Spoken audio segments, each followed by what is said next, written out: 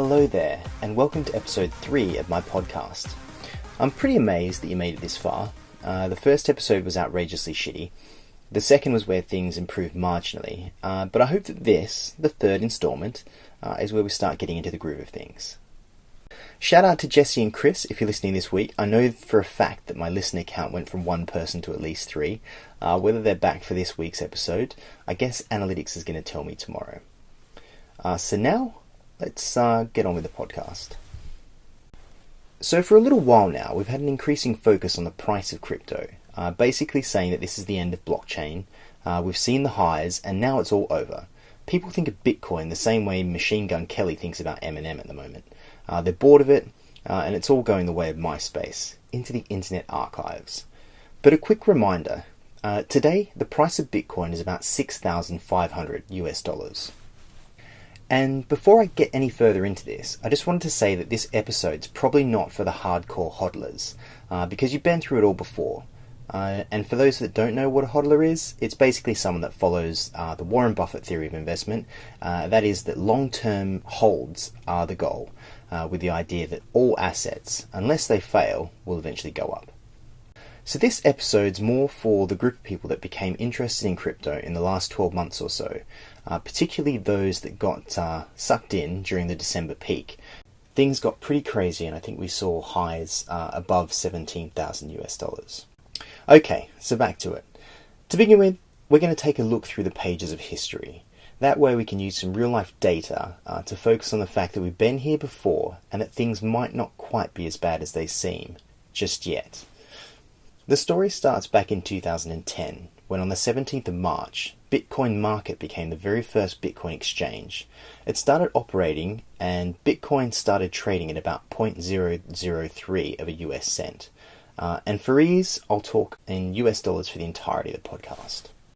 A few months later, on the 22nd of May 2010, Laszlo Hanyecz, if that's how you say the fella's name, made the first real-world transaction by buying 2 pizzas in Jacksonville, Florida, for about 10,000 Bitcoin. At this time, a single Bitcoin was worth just under a US cent. This would become a pretty infamous use of Bitcoin in the early days, but I'm sure those pizzas tasted great. Then, on October 9th, 2011, I go a little bit deeper into the Internet Archives. At this stage, we've come out of the first of many Bitcoin bubbles, where Bitcoin peaked at around $30 US and was now down to about $15. A post on BitcoinTalk.com, where a user by the name of Bitcoin Miner asked the question, at what price point is Bitcoin dead? He goes on, at present difficulty levels, for me personally, anything below $8 to $10 per Bitcoin is mostly a waste of time, especially mining wise. The video cards are paid for, but at 0.5 Bitcoin a day, I'm getting $60 a month? So basically just covering electric. As the price continues to fall, like the last month or two, at what point should we consider it dead?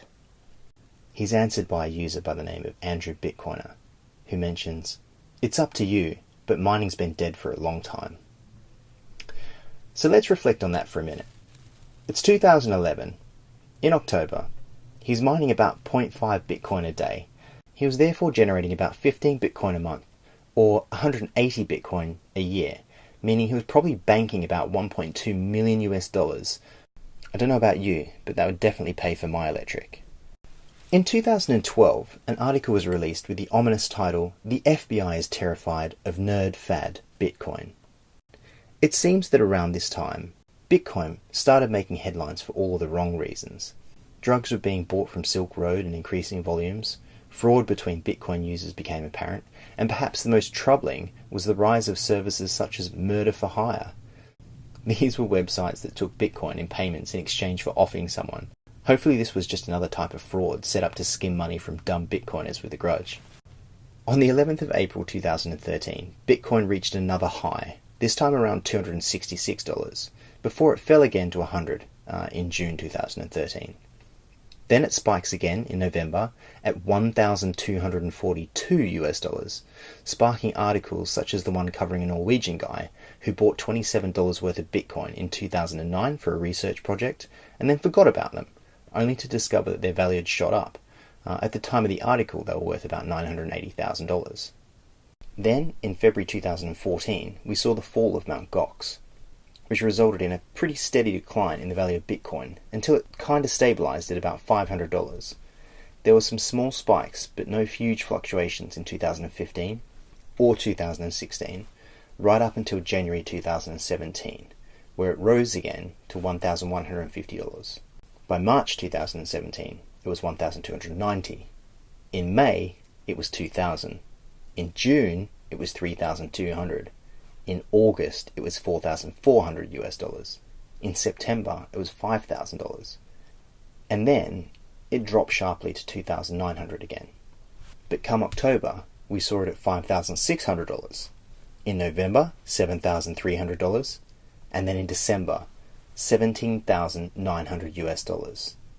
And this is when things started to go a little bit sour. On the 27th of December 2017, Bitcoin lost 1/3 of its value in 24 hours, dropping below $14,000, until eventually it fell all the way to $6,299, which is pretty close to today's value. So let's just briefly recap. For more than 2 years, Bitcoin hovered around the $500 mark. It then hit all-time highs of about $5,600 before going absolutely stratospheric in just a couple of months to $17,800. It's then what I would say normalized back to $6,500. So I don't plan on spending any more time providing the reasons why I don't think Bitcoin is dead, or all the reasons why I think it's still a valuable mechanism for storing value. Instead, let's return back to that post from 2011. Close to the end of the thread, the conversation goes from talking about whether mining's a dead end to whether Bitcoin itself is dead. Jopi91 says, Bitcoin is dead when it has no use for anyone anymore. I think I'll leave it there. So thanks a lot for listening. If you like this podcast, please subscribe and let me know your thoughts in the comments, especially if you've got any other ideas for topics that I could cover around cryptography or blockchain. But for now, have a great day, enjoy the rest of your week, and I hope to see you back again soon.